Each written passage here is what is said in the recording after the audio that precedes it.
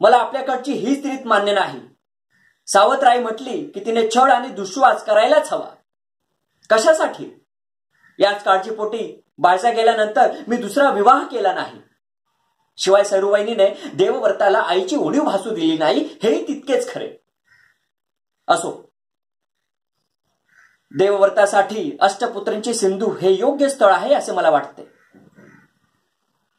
शिवाय गंगाधर पंत सुद्धा उत्सुक आहेत. पण इंदू आणि अण्णाच्या विरोधाचे कारण मला अजून उमजले नाही. सिंधूमध्ये त्यांना नेमके काय डाव दिसले असावेत? एवढी गुणी पोरगी. परंतु देवव्रताचा आणि तिचा जोडा शोभून दिसेल खरा. स्वतःची बुद्धी वापरावी हेच खरे.